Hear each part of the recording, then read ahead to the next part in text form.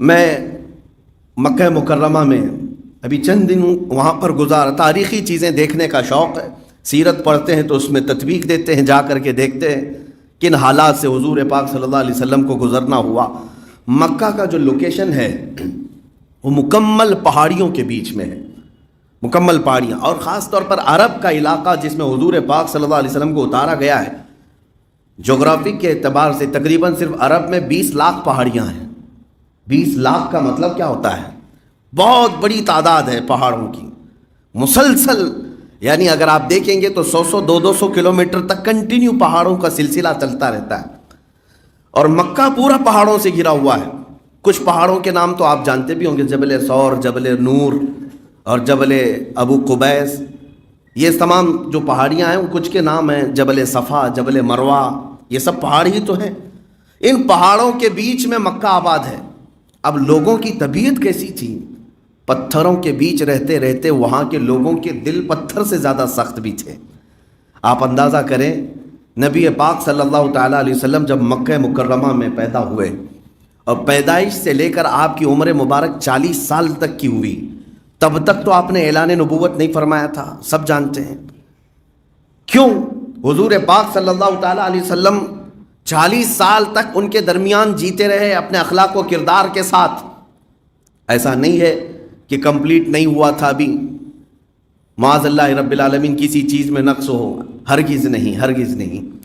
بلکہ میں آپ کو سیرت کے حوالے سے بتاؤں، جب نبی پاک صلی اللہ علیہ وسلم 9 مہینے کے تھے، 9 مہینے کے، دوڑنا شروع فرما چکے تھے. اور 1 سال کی عمر میں آپ تیر اندازی کرتے تھے، تیر اندازی کرتے تھے برابر نشانے پر. 1 سال کی عمر اور 1.5 سال یا 2 سال کی عمر میں حضور پاک صلی اللہ علیہ وسلم گھڑ سواری بھی فرماتے، یعنی بہت فاسٹ گروتھ جس کو کہتے ہیں. اتنی کم عمری میں جو ذہانت، جو فطانت اور جو ایکٹیویٹیز نظر آتی ہیں وہ کسی عام میں انسان میں ہو ہی نہیں سکتی. تو جب رسول پاک صلی اللہ علیہ وسلم کو اتنی چھوٹی سی عمر میں اللہ تعالیٰ نے اتنے بڑے کمالات دے دیے تھے تو پھر اسلام کی دعوت شروع سے نہیں فرمائی؟ 7 سال کے 8 سال کے حضور پاک صلی اللہ علیہ وسلم ہو گئے ہوں اور اسلام کی طرف لوگوں کو بلانا شروع کیا ہو نہیں. 40 سال تک انتظار رہا ہے، 40 سال حضور نے ان کے درمیان گزارے. وجہ یہ تھی میرے عزیزوں، دل اتنے سخت تھے وہاں پر، دل اتنے سخت تھے، اور برسوں کے زنگ لگے ہوئے بتوں کی پوجا میں، بتوں کے پیچھے لگے ہوئے، بہت سارے برائیوں میں. اس قدر آپ سنتے ہیں نا خالی، لیکن کچھ طبیعتیں ایسی سخت ہوتی ہیں جو پتھر سے زیادہ سخت ہوتی ہیں. ان کے درمیان حضور مبعوث فرما ہوئے. اب 40 سال تک نبی پاک صلی اللہ علیہ وسلم اپنے اخلاق و کردار سے ان کے سامنے ساری شخصیت کو منواتے رہے، پیش فرماتے رہے. 40 سال کے بعد جو مکہ والے کوئی ایک بھی آپ کی طرف انگلی نہیں اٹھاتا تھا، آپ کے اخلاق پر، آپ کے کردار پر، آپ کی سچائی پر، آپ کی امانت پر ایک آدمی بھی بول نہیں سکتا تھا. اس کے باوجود جب آپ نے اسلام کی دعوت پیش کی تو مجھے بتاؤ، کیا جوک در جوک لوگ اسلام میں آ گئے؟ پورا مجمع، جس دن میرے آقا نے مکہ والوں کو بلایا تھا ایک میدان میں اور اعلان کیا تھا میں اللہ کا آخری نبی ہوں اور یہ دین اسلام ہے، یہ بتوں کی پوجا چھوڑ دو، معبودان باطل ہیں، جس نے تمہیں پیدا کیا اس کا سجدہ کرو. پورے مجمع میں لوگ ادھر ادھر کھجاتے ہوئے اٹھ گئے اور الٹی سیدھی باتیں کرتے چلے گئے. اس مجمع میں سوائے حیدر کرار علی مرتضیٰ کے کوئی نہیں تھا جو اسلام قبول کیا ہو. یعنی اس وقت تو آپ کی عمر مبارک 9 سال کی تھی حضرت علی کی. باقی مجمع میں اب میں آپ کو بتانا چاہتا ہوں کہ جس قوم کے سامنے حضور نے 40 سال اپنے اخلاق پیش کیے اور اس کے بعد جبکہ ایک عیب کہیں کسی کے سامنے نہیں ہے یا کوئی انگلی نہیں اٹھا سکتا، اس کے باوجود کوئی ایک بھی دعوت قبول نہیں کرتا، تو اس کا مطلب دل کتنے سخت تھے، کس قدر سخت لوگ تھے. اور ایسے سخت لوگوں کے سامنے حضور پاک صلی اللہ علیہ وسلم کو اتارا گیا. یہ دنیا کا سب سے بڑا چیلنج تھا، سب سے بڑا چیلنج تھا. ان لوگوں کے دلوں کو موم کرنا، میں سمجھتا ہوں دنیا کے نہ کسرا اور قیصر کے اندر یہ طاقت تھی، نہ ہی سپر پاور کے اندر یہ طاقت تھی. چند ہی سالوں میں ان مکہ والوں کے دلوں کو موم کیا ہے میرے مصطفیٰ کریم کی ذات نے. یہ سب سے بڑا چیلنج جس کو ڈیل کیا ہے نبی پاک صلی اللہ علیہ وسلم. میاں آپ چھوٹے سے علاقے کو ڈیل کر کے بتا دیں وہاں کے لوگوں کو منوا لیں، بہت مشکل مرحلہ ہوتا ہے۔ اور حضور پاک صلی اللہ علیہ وسلم، یہ بات میں کیوں کہہ رہا ہوں، حضور کی یہ تبلیغ اور یہ زندگی کی کیفیت ساری دنیا کے لیے آئیڈیل ہے، ساری دنیا کے لیے نمونہ عمل ہے۔ تم کتنے سخت لوگوں کے درمیان جیتے ہوں گے، مکہ کی طرح سخت دل لوگ تو ابھی ہیں نہیں تمہارے پاس۔ اگر تمہارا مقابلہ کسی سخت دل انسان سے ہوتا ہے اور گھبرا جاتے ہو تو دیکھو میرے مصطفیٰ کی ذات کو، وہ تمہارے لیے سب سے بہترین آئیڈیل ہے۔ انہوں نے کیسے فیس کیا، کیسے نبی پاک صلی اللہ علیہ وسلم نے مکہ والوں کے دلوں کو موم کیا ہے۔ عزیزان گرامی وقار، 40 سال کے بعد اس کے باوجود مصطفیٰ کریم صلی اللہ تعالیٰ علیہ وسلم مکہ میں جب تبلیغ شروع فرماتے، 13 سال تک مکہ میں رہے۔ اس دوران جو حالات ہوئے، کس قدر ستائے تھے ان لوگوں نے۔ جب اپنے ساتھیوں کو کوئی پریشان کرتا ہے تو دل میں بہت تکلیف ہوتی ہے۔ اگر آپ کی دوستی ہو کسی سے، آپ کے دوست کو پولیس گھسیٹتے ہوئے لے جائے، کیا آپ تماشا دیکھتے کھڑے رہیں گے؟ آپ بھی بہت بے چین ہو جائیں گے، بے قرار ہو جائیں گے۔ نبی پاک صلی اللہ تعالیٰ علیہ وسلم کے اصحاب کے ساتھ جو مکہ والوں نے کیا، بہت دردناک کیفیت ہے۔ خالی ہم جو ہے واقعات صرف بیان کرتے ہیں، اگر ریئل میں محسوس کر کے دیکھیں تو آپ کو اندازہ ہوگا کہ حضور کے سامنے حضرت عمار بن یاسر کو اور ان کی ماں حضرت سیدہ سمیہ کو جب نیزہ مار کر کے شرمگاہ پر شہید کر دیا گیا، خاتون کو، اسلام کی پہلی خاتون ہے، نبی پاک صلی اللہ تعالیٰ علیہ وسلم کے جانثار چند تھے، ان کو اس طرح مارا جا رہا تھا۔ حضرت بلال حبشی کے پیر میں رسی باندھ کر کے اوباش لڑکے پورے مکہ کی گلیوں میں کھینچتے تھے، ان کی پیٹھ چھل گئی تھی۔ اور میں نے آج بھی محسوس کیا ہے، حاجی جو ہمارے ساتھ جاتے ہیں، 2 منٹ صرف گن کر کے 2 منٹ میں کہتا ہوں، آج پکی سڑکیں بنی ہوئی ہیں، اپنی بس سے بغیر چپل کے صرف وہاں اتر کر کے دکھائیں دوپہر کے وقت، 48 ڈگری 50 ڈگری کی آج گرمی ہوتی ہے وہاں پر، آپ 2 منٹ کھڑے ہو جائیں، میں بتا دوں گا آپ کے پیر پورے آبلے پڑ جائیں گے، چھالے پڑ جائیں گے۔ ہمارے خود پیروں میں جتنا تھوڑا بہت ہوگا، 1 منٹ بھی چل لیے ہوں گے، پیروں کے اندر پورے چھالے پڑتے ہیں۔ اس قدر تپتی ہے آج بھی زمین، جبکہ آج سڑکیں بن گئی ہیں، اس وقت وہاں ریت ہوتی تھی، اور ریت آج بھی اس حالت میں ہے کہ آپ گوشت کو فائل پیپر میں ڈال کر کے اگر وہاں کی ریت میں رکھ دیں تو تھوڑی دیر میں پک کر کے باہر نکل جائے گا۔ آج کی بات کر رہا ہوں، اتنی گرم ریت ہوتی ہے کہ آپ کا گوشت بن جائے گا، پک جائے گا۔ اس ریت میں بلال حبشی کو ننگی پیٹھ سلایا جاتا تھا، ننگی پیٹھ سلایا جاتا تھا، جس کی وجہ سے ان کی پیٹھ کا گوشت گل چکا تھا۔ یہ حضور پاک صلی اللہ علیہ وسلم کے سامنے ہوتا تھا سب، حضور محسوس فرماتے تھے اپنے اصحاب کے۔ یہی تو کچھ صحابہ آ کر کے یہ پوچھ بھی لیے، کیا یا رسول اللہ ہم حق پر نہیں ہیں؟ حضور نے فرمایا کیوں نہیں، ہم حق پر ہیں۔ پھر کہا آپ کے اصحاب کو اتنی تکلیفیں دی جاتی ہیں، مدد کیوں نہیں آتی اللہ کی؟ نبی پاک صلی اللہ تعالیٰ علیہ وسلم نے اپنے مظلوم صحابہ سے یہ کہا تھا، انبیاء کو جو تکلیفیں پہنچی وہ تو ابھی تمہیں ہوئی نہیں، نبیوں کو تو آریوں سے چیر دیا گیا تھا، جس کا جتنا ایمان ہوتا ہے مولا اس کو اتنی آزمائش سے گزارتا ہے۔ حضور پاک صلی اللہ علیہ وسلم اپنے اصحاب سے فرماتے کہ صبر کرو، وقت تمہارا آئے گا، اس دور سے گزرو گے، امن آئے گا، اللہ کی رحمت آئے گی۔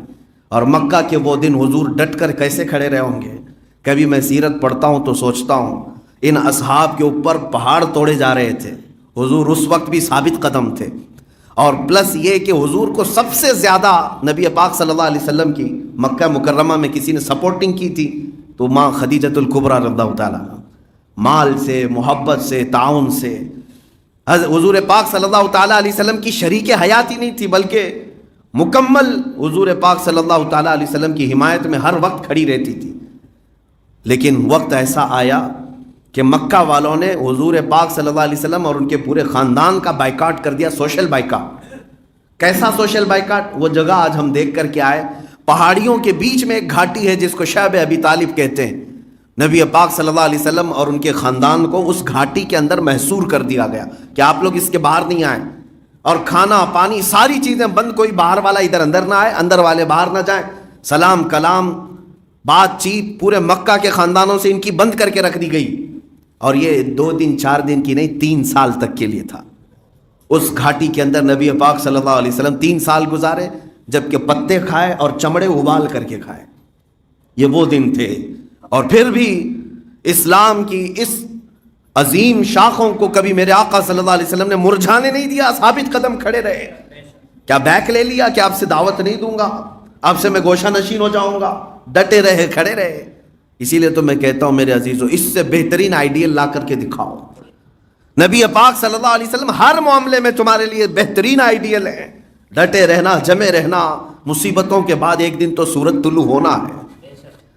اور ان دنوں میں میں آپ کو بتاؤں، ان دنوں میں ماں خدیجۃ الکبریٰ کا انتقال ہوا ہے، اور حضور صلی اللہ علیہ وسلم کی اور اگر کوئی سب سے زیادہ حمایت کرتے تھے مکہ میں تو آپ کے چچا ابو طالب تھے۔ ان کا بھی انتقال اسی سال ہوا۔ جب اپنے گھر کے دو عزیز لوگ انتقال کر جائیں حمایتی، وہ غم الگ ہے۔ حضرت خدیجۃ الکبریٰ کے انتقال کا غم تو میرے آقا کو بہت تھا۔ اپنی شریک حیات، اپنی ہمراز، اپنی لائف پارٹنر چھوڑ کر کے چلی جائے، بہت دکھ تھا نبی پاک صلی اللہ علیہ وسلم۔ اور پلس مکہ والوں کا یہ ظلم محصور کر کے رکھا ہے، بائیکاٹ ہے، اور پھر صحابہ کی تکلیف الگ ہے، کس کس کو فیس کرے۔ ہر چیز میں میرے آقا صلی اللہ علیہ وسلم نے اعلاء کلمت الحق کو بلند رکھا۔ پھر وہ وقت آیا جب ہجرت کا دور ہوا، نبی پاک صلی اللہ علیہ وسلم حضرت ابوبکر کے ساتھ جو ہجرت فرمائے، کیا لے کر کے گئے تھے مکہ سے؟ گھر چھوڑنا معمولی بات نہیں ہے، ہجرت کرنا آپ اندازہ کر کے دیکھ لیجئے، اپنا آبائی وطن کوئی چھوڑنا پڑے، آپ کو اندازہ ہوگا کہ ہجرت کتنا سخت معاملہ ہوتا ہے۔ اپنا بچپن کا ماحول، اپنے رشتہ دار، اپنے ماں باپ، اپنے بہت سارے لوگوں کو چھوڑ کر کسی دوسرے وطن جانا ہو، بڑی آزمائش کا وقت ہوتا ہے۔ نبی پاک صلی اللہ علیہ وسلم اس ہجرت کے موقع پر بھی ثابت قدم مدینہ طیبہ پہنچے۔ اب میں آپ کو بتاتا ہوں اولاد کا غم کیا ہوتا ہے۔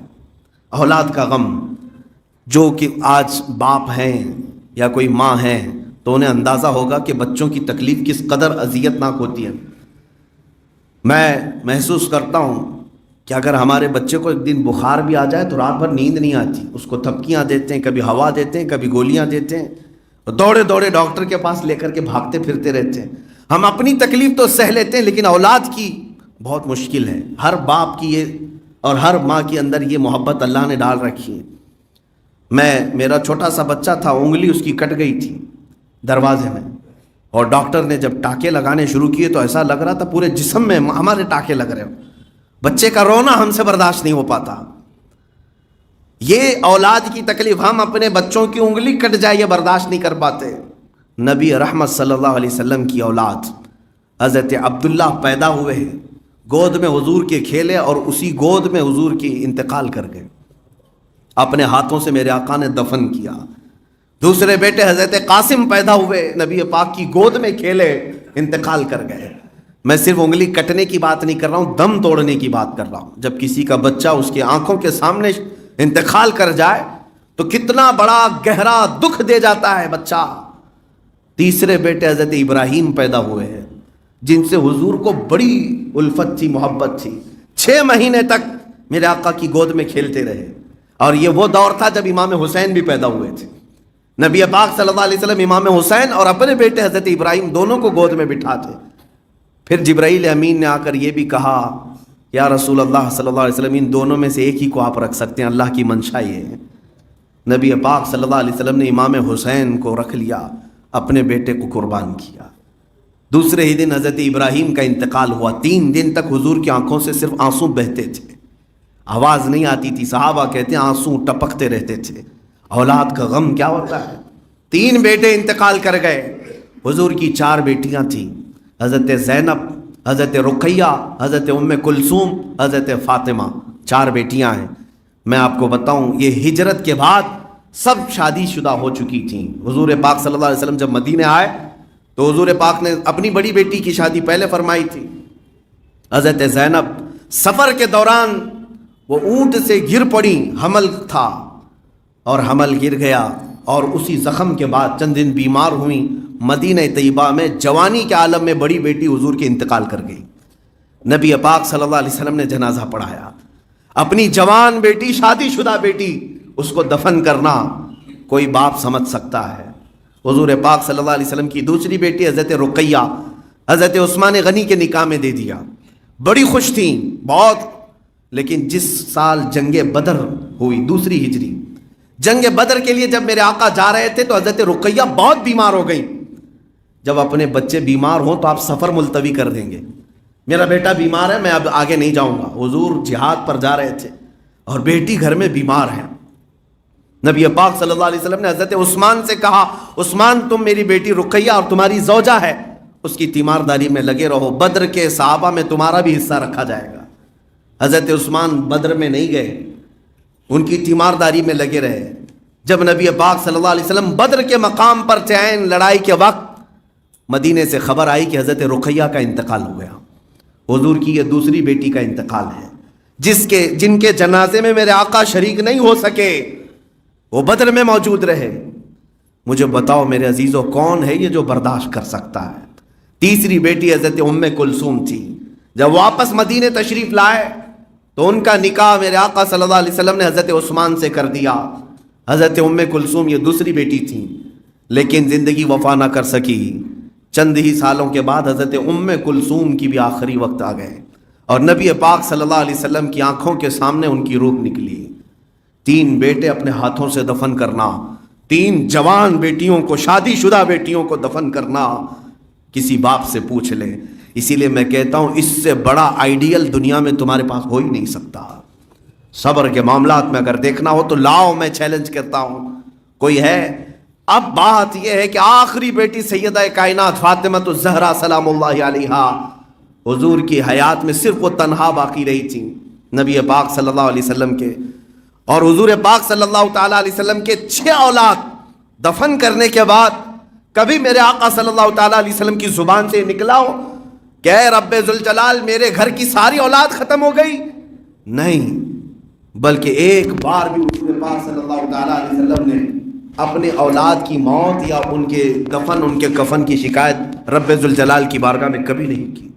حتیٰ کہ میں آپ کو وہ جملہ بتا دوں، جب طائف کے میدان میں حضور پاک صلی اللہ علیہ وسلم پر کفار نے نوکیلے پتھر پھینکے تھے جو پیشانی مبارکہ پر لگے تو خون اتنا بہا تھا کہ حضور کے نالین میں آ کر جم گیا تھا.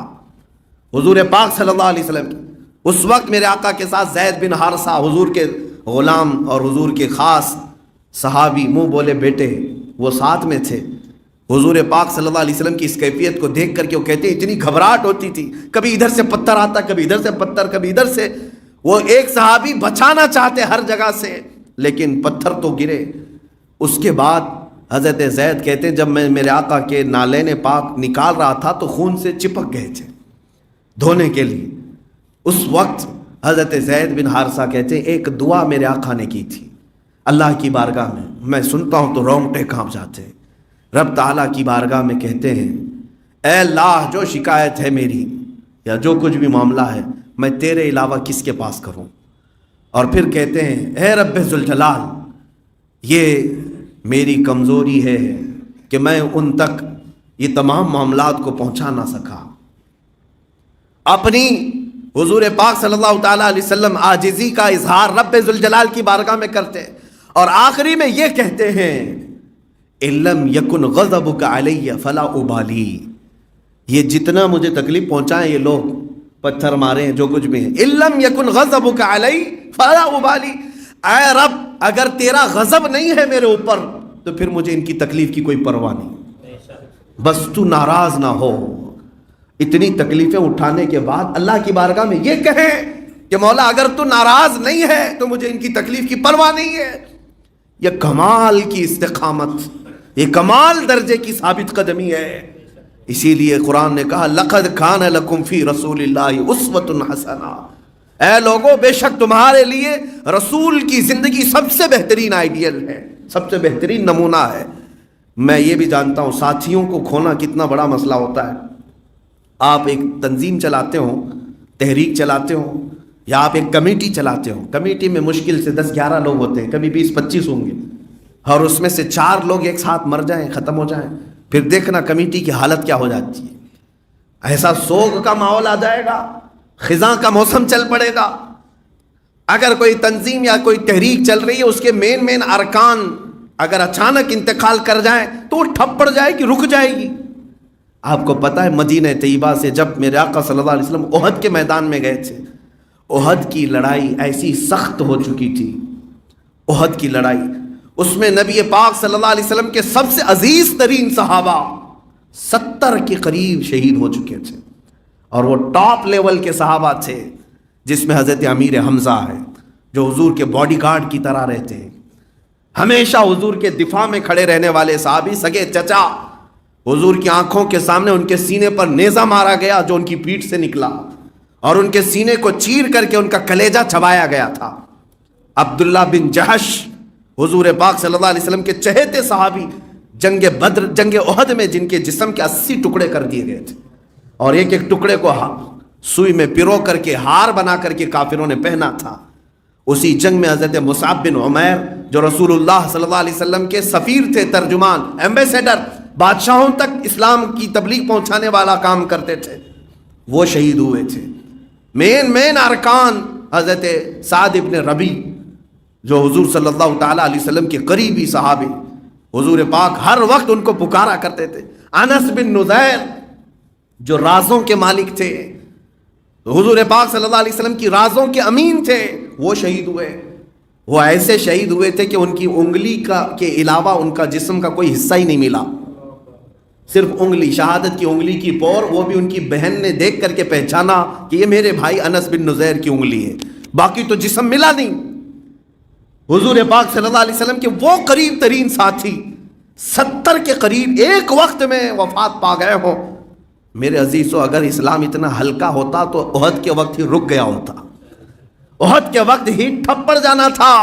مین ارکان جس کو کہتے ہیں، مین ممبرز ایک ساتھ شہید ہوئے، لیکن جنگ احد میں امیر حمزہ شہید، مصعب بن عمیر شہید، عبداللہ بن جہش شہید، سعد ابن ربی، انس بن نذیر رضی اللہ تعالیٰ عنہ مجمعین، بڑے بڑے صحابہ شہید ہوئے، لیکن دوسری فجر کے وقت میرے آقا مسجد نبوی میں حاضر تھے، مصلی امامت پر میرے آقا مسجد نبوی میں حاضر تھے، صحابہ کو خطبہ دے رہے تھے۔